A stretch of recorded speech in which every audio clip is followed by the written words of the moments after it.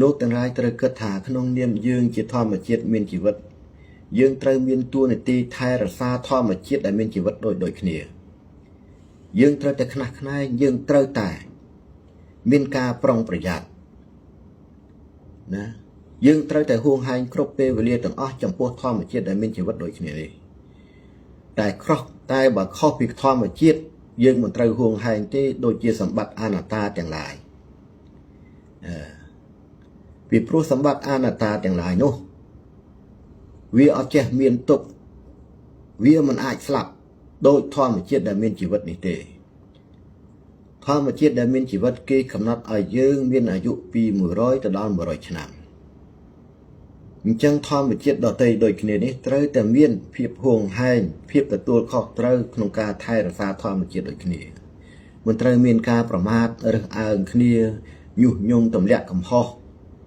ណាប្រើល្បិចពឹសពុលយកឈ្នះចាញ់គ្នាប្រមាថជាប្រចោលគ្នាអីទេពីពេលនេះតទៅនេះវាជារឿងសំខាន់ណាស់ដែលលោកទាំងឡាយត្រូវរួមគ្នាបដិបត្តិដំណើរធម្មជាតិក្នុងខ្លួននឹងឲ្យមានភាពស្ងប់ស្ងាត់គ្រប់គ្នាហើយក៏ត្រូវឆ្វេងយល់អំពីដំណើរធម៌នៅក្នុងខ្លួនកូនទាំងឡាយខ្លះមិនយល់ទាំងពាក្យធម៌នឹងទៅទៀតតើធម៌នឹងជាស្អីកុំច្រឡំណាកូនទាំងឡាយកូនខ្លះមិត្តពធខ្លះដូនជីតាអាចារ្យខ្លះលោកអត់ស្គាល់ធម៌ផងគាត់បែរជាយល់ថាធម៌នៅក្នុងសភៅកាពីដែលគាត់សូត្រនមស្ការធម៌ព្រះស្អីនោះគាត់ថាជាធម៌នោះវិញហ្នឹងមិនទេណាប្រយ័ត្នតិចអានោះគ្រាន់តែជាបាលីទេចឹងស្គាល់ធម៌ឲ្យច្បាស់ធម៌នេះគឺកើតចេញពីធម្មជាតិរបស់យើងធម្មជាតិសុទ្ធសាធរបស់យើងហ្នឹងគឺវានៅក្នុងខ្លួនយើងទាំងអស់តាំងពីសាច់តាំងពីឈាមតាំងពីសរសៃស្អីទាំងអស់នៅលើខ្លួនយើងហ្នឹងគេហៅថាធម្មជាតិហើយធម្មជាតិហ្នឹងវាជាសភាវៈធម៌ត្រង់លោកណាគឺលោកខ្លួនឯងម្នាក់ដែលរស់លើចក្រវាលហ្នឹងហើយត្រង់លោកនោះហើយរីឯពាក្យថាសភាវៈធម៌ហ្នឹងវាជាឈ្មោះដើមរបស់ធម្មជាតិកុំឲ្យយល់ច្រឡំណាកូនទាំងអស់គ្នាកុំឲ្យយល់ច្រឡំពាក្យអាសវៈធម៌និងពាក្យសភាវៈធម៌នឹងឲ្យសោះប្រយ័ត្នច្រឡំគ្នាអាសវៈធម៌ហ្នឹងគឺធម៌ដែលវាមិនទៀងទាត់ពីល្អមកអាក្រក់នោះហើយអាសវៈហ្នឹងគឺរឿងសៅមកអាក្រក់នោះហើយចឈរកម្មនៅពាក្យអកុសលធម៌អកុសលកម្មហ្នឹងប្រែคล้ายពីល្អទៅអាក្រក់នោះចឹងកុំឲ្យនាំគ្នាយល់ច្រឡំអំពីពាក្យទាំងអស់នេះណាកូនទាំងអស់គ្នាហើយកន្លងមកលោកអើក៏ធ្វើការសម្រាយសរសេរជាអត្ថបទជាខັບសិនអីនៅក្នុងនោះប្រហែលហើយអំពីពាក្យថាសង្ខារធម៌ហ្នឹងប្រែថាម៉េចនិយមន័យហ្នឹងហើយវាស្មើនឹងពាក្យអីហើយកាយសង្ខារហ្នឹងគេអាសាប្រើណាកាយសង្ខារធម៌នៅក្នុងសាសនាព្រះពុទ្ធលោកតែងសម្ដែងណាមុតពធដែលកំពុងបួសនៅក្នុងសាសនាព្រះពុទ្ធនោះក៏ប៉ុន្តែពាក្យទាំងអស់នេះស្មើនឹងធម្មជាតិប្រាណហ្នឹងគឺជាធម្មជាតិមួយដែលឲ្យយើងដឹងអំពីដង្ហើមដកចេញចូលហើយក៏ជាសភាវៈធម៌មួយសម្រាប់ប្រមូលផ្ដុំធម្មជាតិទូទៅឲ្យកើតចេញជារូបរាងណាមួយមានជីវិតហ្នឹងណាអញ្ចឹងបើឮថាពាក្យប្រាណពាក្យសង្ខារធម៌កាយសង្ខារអីហ្នឹងគឺវាតែមួយទេវាស្មើនឹងធម្មជាតិប្រាណហ្នឹងហើយធម្មជាតិទាំងអស់ហ្នឹងមិនចេះស្លាប់ទេពីព្រោះធម្មជាតិប្រាណដែលលោកទាំងឡាយតែងតែស្គាល់តែពាក្យថាសង្ខារធម៌កាយសង្ខារហ្នឹងវានៅក្នុងខ្លួនរបស់យើងនៅពេលណាកាយរបស់យើងនេះជីវិតរបស់យើងនេះវាអត់ទៀងវាបែកវាស្លាប់អាធម្មជាតិប្រាណដែលជាសង្ខារធម៌កាយសង្ខារហ្នឹងវារត់ចេញពីក្នុងសម្បកកាយហ្នឹងអស់ហើយ តែវាអត់ស្លាប់ទេវាស្លាប់តែតំបកកាយនេះទេយល់ទេកុំឲ្យច្រឡំគ្នាកន្លែងហ្នឹងណាលោកទាំងឡាយបើអញ្ចឹងទេយើងដើរខុសហើយក្នុងការបដិបត្តិធម៌គឺដើរខុសតែម្ដងណាហើយមិត្តពធទាំងឡាយដែលកំពុងបដិបត្តិធម៌ក៏ត្រូវតោងយល់ឲ្យច្បាស់ថាបើសិនជាយើងមិនធ្វេសប្រហែសនឹងធម៌ទេលោកទាំងឡាយអាចជៀសផុតពីសេចក្តីទុក្ខពីភាពជរាពីការឈឺចាប់និងក្តីស្លាប់បានមានន័យថាលោកទាំងឡាយមិនចេះស្លាប់ទេនោះបើសិនជាលោកទាំងឡាយមិនធ្វេសប្រហែសនឹងព្រះធម៌ពីព្រោះកន្លងមកលោកបានលើការចែករំលែកពីសំណាក់កូនទាំងឡាយសាវកទាំងឡាយតាមបណ្ដាសាសនាលោកសំដែងដូចអត់ត្រូវការសំដែងពីដើមទីមកស្ដាប់ទៅដូចជាត្រឹមត្រូវដល់តែចុងក្រោយក៏ថាជីវិតនេះជិះស្លាប់មិនរួចនៅពេលដែលយើងស្លាប់ទៅឃើញទេអានឹងខុសហើយទេសនាចុះឡើងដល់ពេលលទ្ធផលចុងក្រោយក៏ថាដល់នៅពេលដែលពួកយើងទៅវិញអត់មានអីយកទៅបានទេពាក្យថាទៅវិញមានតែស្មានអសរស្លាប់ហ្នឹងហើយចូលមក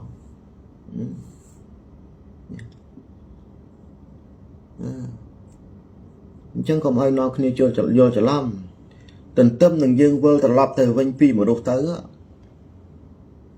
យកទៅបានជាមួយនៅកុសលបុណ្យដែលអាចចម្លងខ្លួនឯងពីមនុស្សឲ្យខ្លាយទៅជាទេវតាឃើញទេតែបើអត់កុសលបុណ្យទេអសរស្លាប់ចូលមកកាត់មុនហើយតែអសរស្លាប់ហើយគ្រប់បុគ្គលដែលដើរដល់អសរស្លាប់គុំសង្ឃឹមថាអាចទទួលកុសលបុណ្យឬក៏បានទៅកើតនៅឋានទេវតាទេវលោកអីអត់ទេព្រលឹងលោកទាំងឡាយហ្នឹងនឹងវល់តែតោលនៅក្នុងចន្លោះលោកទាំង3នេះរកឱកាសមកចាប់បដិសន្ធិរកកាយថ្មីជាមនុស្សមិនបានទេចូលនាំគ្នាប្រុងប្រយ័ត្នណាពេលវេលានេះចូលមកដល់ហើយមិនត្រូវមានការប្រមាថគ្នាសើចចំអកណាដាក់គ្នាទៅវិញទៅមកញុះញង់ឲ្យមនុស្សយល់ច្រឡំឆ្លោះប្រកែកគ្នាអីតទៅទៀតទេបើឃើញនរណាធ្វើខុសជួយកែតម្រូវគ្នាកុំប្រមាថជីវិតគ្នាកុំយកឈ្នះចាញ់គ្នាមកនេះល្អរត់រល្អអាក្រក់រត់រអាក្រក់អញ្ចឹងលោកឪមានការព្រួយបារម្ភចំពោះកូនទាំងឡាយដែលកំពុងតែបាត់ខ្លួនឯង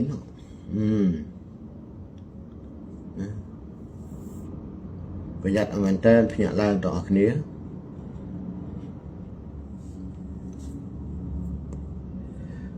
សុភាទាំងសាយលោកកូនរៀបព្រះភូមិថ្មីតើកូនត្រូវតួអង្គមិនកូនការរៀបចំព្រះភូមិក្តីត្រូវដាក់ឲ្យចំទិសឦសាននៃទីតាំងកន្លែងយើងនៅហ្នឹងមុននឹងត្រូវធ្វើពិធីក្រុងពាលីហ្នឹងឲ្យបានត្រឹមត្រូវសុំទីតាំងពីព្រោះបច្ចុប្បន្ននេះគ្រប់ប្រលឹងដែលបែកធ្លាយមុនអាយុហ្នឹងអស់ជីវិតអរិញស្លាប់មុនជីវិតហ្នឹងណាស្លាប់មុនអាយុណានៅគ្រប់ទីកន្លែងទាំងអស់អញ្ចឹងមុននឹងធ្វើអីប្រយ័ត្នប្រយែង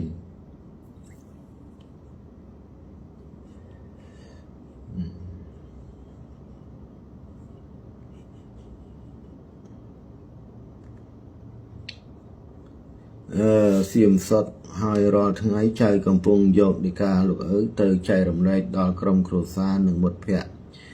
របស់ចៅឲ្យបានដឹងលោកឪសាធុកូនល្អណាស់នេះគឺជាការចែករំលែកចំណេះដឹងដល់គ្នាទៅវិញទៅមកការចែករំលែកចំណេះដឹងនេះដែលប្រកបដោយសច្ចធម៌នេះកាលណាមានបុគ្គលណាមួយគេយល់ច្បាស់សច្ចធម៌ទៅតាមការចែករំលែកពីកូនចាត់ទុកថាកូនទទួលបាននូវកុសលបុណ្យនៅក្នុងនាមខ្លួនឯងជាមនុស្សនេះហើយពីព្រោះក្នុងនាមជាមនុស្សសំខាន់បំផុតត្រូវឆ្វេងយល់អំពីសច្ចធម៌នៃធម្មជាតិរបស់ខ្លួននឹងហើយដែលព្រះត្រាស់ដឹងគ្រប់អង្គតាមបណ្ដាសាសនាលោកតែងតែមានបតីចង់ឲ្យយើងដឹងចង់ឲ្យមនុស្សទាំងឡាយនឹង ช่วยโยลำปีดำนาสัจธรนั่ง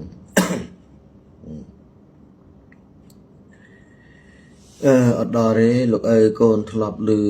บานเคยตักบังตักสตึงตักแปรริงโหดตายเป็นนี่ส่งใบตักสมดก็ริงโหดเดือนนะกูไอ้คลายนะลูกนั่งไอ้โกนเอาไว้วิจารมากำลังอะไรแน่มหัตรัตในสลัดใบทรายบานพ่อจังปีจะหลอกลูกจังใบหาย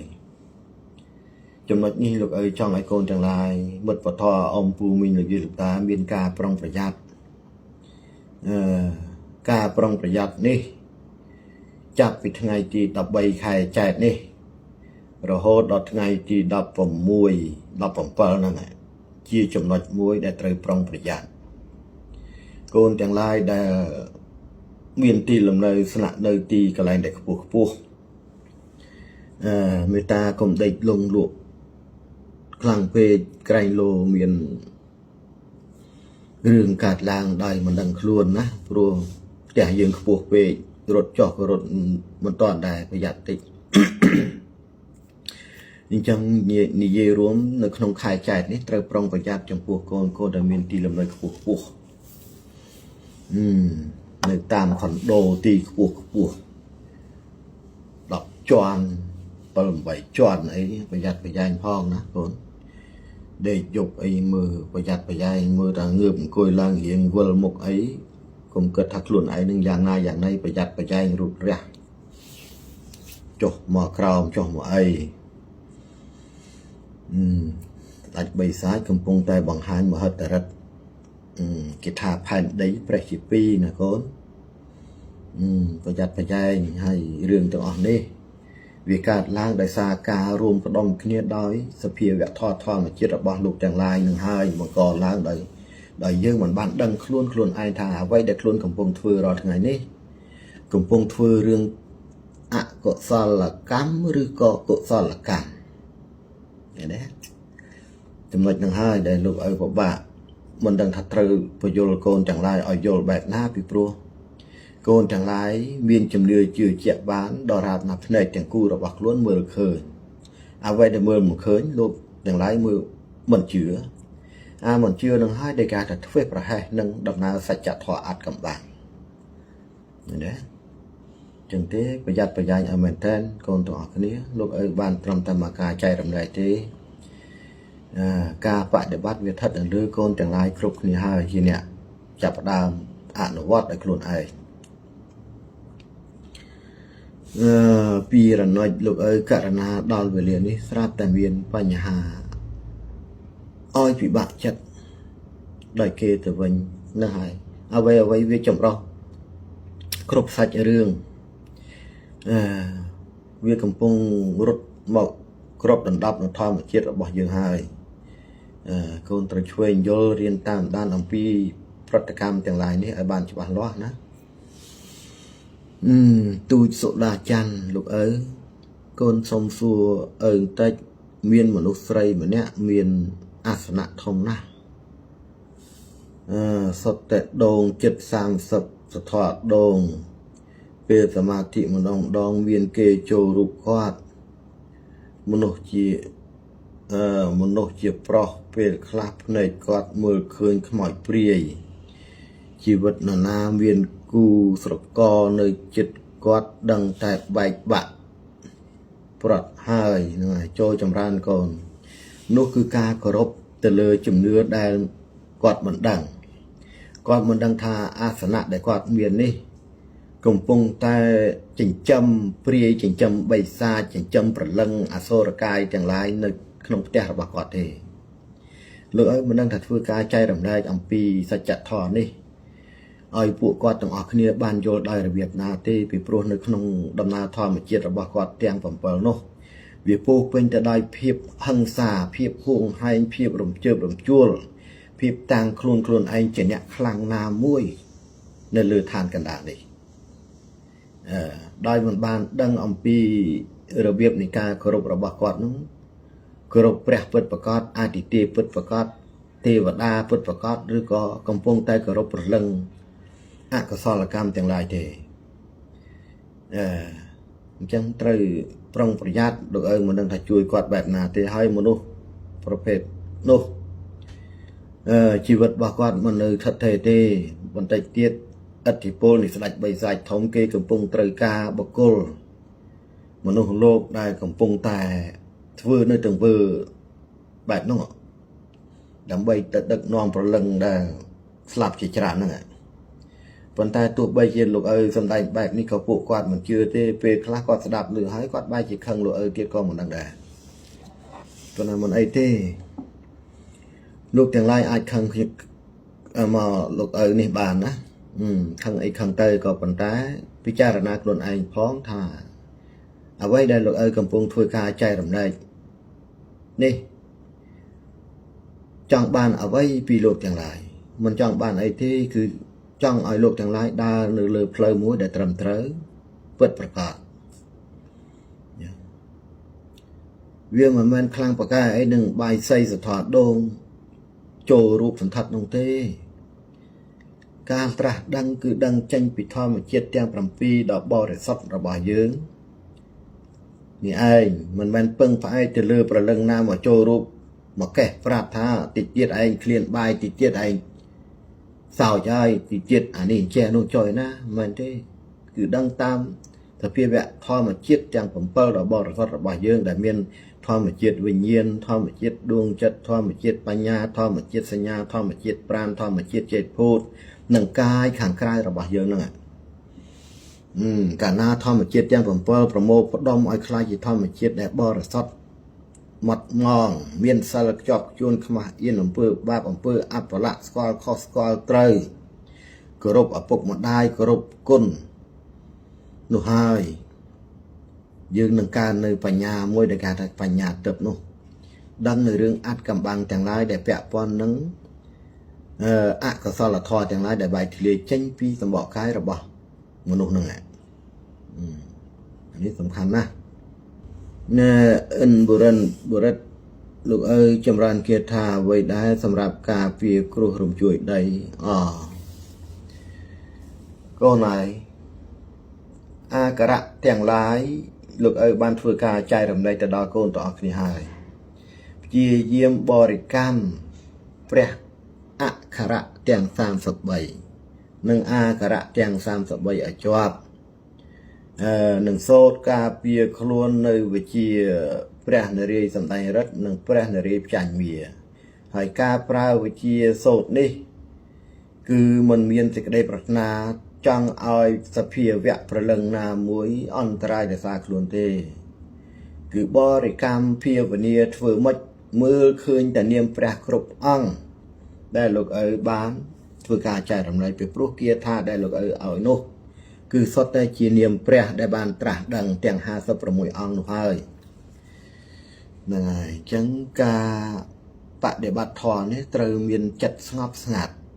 គ្មានការចង់ឈ្នះចង់ចាញ់មិនមានភាពហួងហែងរំជើបរំជួលចង់ឲ្យខ្លួនមានរិទ្ធមានដៃជះខ្លាំងប្រកែដើម្បីយកឈ្នះទៅលើសភាវៈធម៌ណាទេណាគ្រាន់តែចិត្តគិតនឹងក៏មិនបានផងចឹងហើយបានគេឲ្យយើងរៀនតាមដានអំពីប្រតិកម្មទាំងឡាយ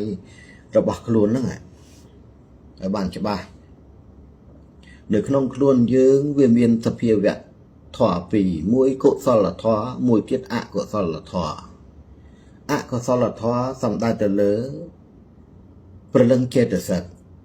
ដែលបែកធ្លាយចេញពីសម្បកកាយហើយពួកនោះបានទៅគ្រប់គ្រងនៅក្នុងខ្លួនរបស់យើងដែលមានដែលគេហៅថាជានិវរណៈទាំង5ណាវាតែងតែឈរនៅខាងស្ដាំរបស់យើងហ្នឹងឃើញទេឃើញដៃស្ដាំរបស់យើងតែងតែបង្កនៅមហន្តរាយច្រើនណាស់ការគូសវាសប្រឡោមលោកធ្វើឲ្យមនុស្សមហន្តរាយធ្វើឲ្យមនុស្សយ៉ាងណាយ៉ាងណីក៏ស្ថិតនៅលើដៃស្ដាំនឹងដែរណាប្រយ័ត្នប្រយែងអមែនតើណាកូនទាំងអស់គ្នាធ្វើអីក៏ដោយលោកអីសង្ឃឹមថាកូនទាំងអស់គ្នាដែលបានចូលមកស្ដាប់នេះពិចារណាហើយឆ្វេងយល់រៀនបរិកម្មអក្ខរៈទាំង33នឹងឲ្យជាប់ហើយនឹងអាការៈ33នឹងហើយរៀនចំណាំអំពីប្រតិកម្មនៅក្នុងខ្លួនរបស់យើង ចាប់ពីពេលនេះតទៅសភាវៈធម៌នឹងលោតជាសញ្ញាឲ្យកូនដឹងហើយខែ5ខែចែកហ្នឹងបើសិនជាកូនទាំងឡាយមានអារម្មណ៍ដូចរៀងញ័រដើមទ្រូងណារៀងហត់ញ័រដើមទ្រូងចុកក្របភ្នែកអីហ្នឹងប្រយ័ត្នប្រយែងឲ្យមែនតើពិសេសជំងឺស្ងួតបំពង់កហ្នឹងគ្មានកម្លាំងដកគ្មានអីហ្នឹងប្រយ័ត្នវាចិត្តចូលមកដល់ហើយសញ្ញាទាំងអស់ហ្នឹងឲ្យប្រុងប្រយ័ត្នពេលខ្លះនៅពេលដែលយើងដេកនៅលើផ្ទះខ្ពស់ស្រាប់តែមានអាការៈបុកភឹបញ័រដើមទ្រូងពិបាកដកដង្ហើមយើងស្វាំងភ្នែកល្ងឹតមុខអីហ្នឹងវាជាសញ្ញារំជួយមកដល់ទៀតហើយគ្រោះរំជួយហ្នឹងនាំគ្នាចម្រើននៅព្រះអក្សរទាំង33អក្សរ33ហើយនឹងវិជាត្រៃនិតនេះឲ្យជាប់ណាកូនទាំងអស់គ្នាវាអាចគ្របសង្កត់នៅស្ដេចបិសាចទាំងឡាយដែលកំពុងផុសចេញពីផែនដីនេះកាលណាស្ដេចបិសាចវាផុសចេញពីផែនដីនឹងប្រេះជាពីរ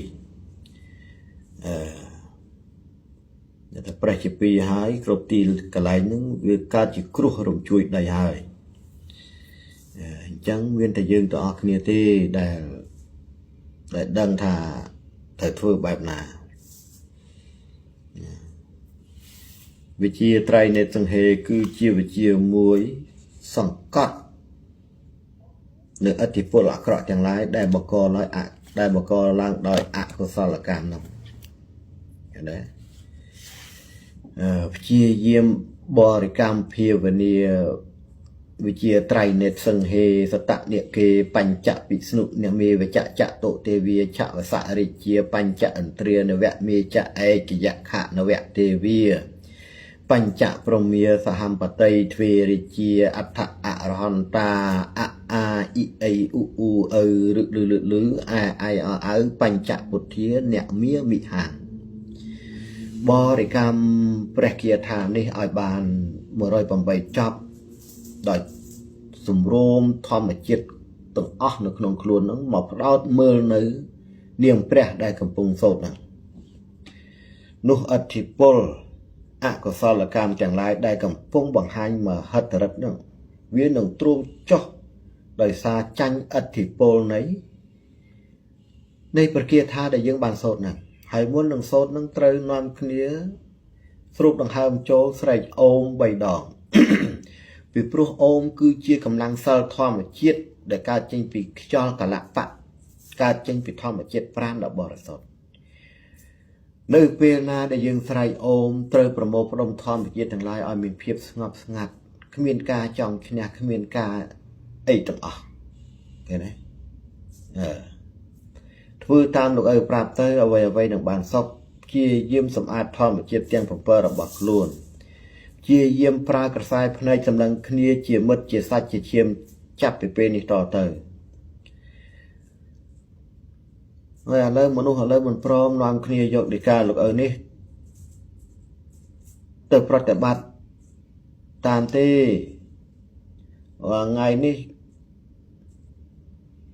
ជិះម៉ូតូជិះឡានអីសលឹងគ្នាមើលតែមុខគ្នាមិនស្រួលនឹងដូចទៅត្រូវពីថ្ងៃណាជាមួយគ្នាអញ្ចឹងនោះពិបាកណាស់សុវណ្ណស្រីកាកូនសុំសួរលោកឪបន្តិចពេលព្រឹកមិញកូនចម្រើនភាវនាធម៌ចិត្តបាន108ហើយស្រាប់តែព្រឺក្បាលខាងឆ្វេងអានោះបានន័យថាសភាវៈល្អទាំងឡាយនៅក្នុងធម្មជាតិកូនចាប់ផ្ដើមមកតោងទាមគង់ប្រថាប់ថែរក្សាកាយរបស់ខ្លួនហើយបន្តទៅទៀតណាអ្វីដែលកើតជាសញ្ញានៅខាងឆ្វេងគឺជាសញ្ញាសម្គាល់មួយតំណាងឲ្យសភាវៈល្អមកថែរក្សាយើងមីចន្ទរីលោកឪកណាថ្វាយបង្គំលោកឪគ្រប់គាថាលោកឪបង្រៀនកូនរៀនចប់ទាំងអស់នៅតែព្រះនារីផ្ចាញ់មាអត់តាន់ឮលោកឪបង្រៀនទេសុំមួយមេទៀតមកលោកឪផ្ Tiap kia thaព្រះនារាយណ៍ផ្ចាញ់មាសូត្រថាតិនោះសនុតសុវិជ្ជៈវាមៈអណោទវាកវៈធម្មទូបានពុទ្ធៈភៈទេសត្វវិ30ភៈធូថារិកណមាសោពុទ្ធសត្វពលរៈសម្បិណង្ធិរោតោចហន្តិសារតកៈជារអិណានេះគឺជាវិជានាមព្រះនារាយណ៍ផ្ចាញ់មាហ្នឹងហើយការសម្ដែងនៅព្រះនារីផ្ចាញ់មាមិនមែនមានន័យថាឲ្យយើងផ្ដោតចិត្តកំហឹងខឹងទៅដល់ពពួកមាទាំងឡាយដើម្បីឲ្យជីវិតរបស់មាទាំងអស់នោះវារលាយវាសូន្យសងអីទេណាការសែបនៅវិជាទាំងឡាយត្រូវប្រមូលផ្ដុំធម្មជាតិឲ្យស្ងប់ស្ងាត់គ្មានកំហឹងគ្មានភាពញាប់ញ័រគ្មានការចង់ឈ្នះចង់ចាញ់អ្វីទាំងអស់នៅពេលណាដែលលោកទាំងឡាយធ្វើឲ្យធម្មជាតិខ្លួនឯងកាន់តែត្រជាក់ដាច់ចាស់ដែលចេញទៅហ្នឹងប្រកបជាមាទាំងឡាយដឹងថាអ្នកសម្ដែងធម៌នេះពោពេញទៅដោយភាពត្រជាក់ខ្លាំងណាស់អញ្ចឹងពពួកអស់នោះគេដឹងណាស់គេអត់នៅក្បែរយើងទេតែបើយើងមានកំហឹងកំហល់រំជើបរំជួលញាប់ញ័រចង់ឈ្នះចង់ចាញ់អាពួកមាទាំងឡាយថាអ្នកសម្ដែងធម៌នេះដូចតែអញដែរណានេះណាពីព្រោះគ្រប់វិជាទាំងឡាយនេះមិនមែនចេះតែយើងទេក្នុងចំនួននេះពពួកពលឹងដែលស្លាប់ទៅមុនយើងគ្រប់ចំនួនវាចេះគាថានឹងច្រើនជាងយើងចេះបច្ចុប្បន្ននេះទៅទៀតគ្រាន់តែថាពួកគាត់ដែលស្លាប់ទៅនោះគាត់ប្រើវិជានឹងដោយមានកំហឹងចង់ឈ្នះចង់ចាញ់គ្នានឹងហើយឃើញទេអញ្ចឹងបងគេថាមុននឹងសម្ដែងធម៌មុននឹងសូត្រនាមព្រះមុននឹងនមស្ការធម៌ព្រះក្តីត្រូវនាំគ្នាសម្អាតចិត្តសម្អាតកាយឲ្យមានភាពស្ងប់ស្ងាត់ចិត្តឲ្យត្រជាក់ដូចសិវៈអញ្ចឹងហើយមកយើងអត់ដឹងគ្រប់គ្នាគិតថាពីឥឡូវចេះចោះនឹងបាក់អីលោកអើមិនដឹងជួយមកទេបែកធម៌នឹងហើយគាថាទាំងអស់នេះមិនមែនធម្មតាទេលោកអើគ្រាន់តែប្រាប់វាជាអាវុធមុខពីរកាលណាយើងសម្ដែងរៀនមិនបានដឹងហ្នឹងល្អទៅជាអាក្រក់ហើយតើអាក្រក់ហើយអាក្រក់នេះមិនមែនអាក្រក់ធម្មតាណាបើទៅជាធ្មប់វិញជាទួតជាលាធ្មប់នោះមិនមែនម៉ែឪធ្មប់ទេជាទួតជាលាធ្មប់ទៀតណាអញ្ចឹងត្រូវប្រយ័ត្នការសម្ដែងគាថាទាំងឡាយហ្នឹងអញ្ចឹងបានរយមិនចង់ចែករំលែកទេតែជ្រុលតែចែករំលែកឲ្យប្រាប់ពីវិធីនៃការប្រើហើយលោកទាំងឡាយណាបដិបត្តិបានកម្មរៀនបើមិនបានទេកុំរៀនអសោះមើលតាមដានធម្មជាតិខ្លួនឯងនឹងឲ្យប្រុងប្រយ័ត្នសិននាំគ្នាបែរមករៀនតាមដានធម្មជាតិខ្លួនឯងនៅរាល់ប្រតិកម្ម24ម៉ោងនឹងឲ្យច្បាស់រៀនស្គាល់ខ្លួនឯងឲ្យច្បាស់ថាតើខ្លួនឯងស្ថិតនៅក្នុងសន្តានអីបច្ចុប្បន្ននេះសន្តានបិសាចសន្តានដេរឆានណោសន្តានសបែតតោឬក៏សន្តានសទេវោសន្តានមនុស្សសោឃើញទេអានឹងបានទេណាតែយើងធ្វើប្រហែសមិនស្គាល់អំពីចម្ពោះមនុស្សទាំង4ចម្ពោះនេះអានឹងអំណាចមាដែលនៅគ្រប់គ្រងក្នុងខ្លួនយើងនឹងទាញយើងហើយឲ្យកើតជាកិលេសប្រាថ្នាចង់បានចង់មានមុខមានមាត់ចង់បានប្រជាប្រិយភាពចង់អីគេគោរពចង់ឲ្យគេកោតខ្លាចចង់ឲ្យគេសរសើរថាចង់ក៏គ្រប់តែចង់នោះឯងនឹងប្រយ័ត្នឲ្យមែនតើលោកអើគ្រាន់តែប្រាប់ចឹងទេហើយ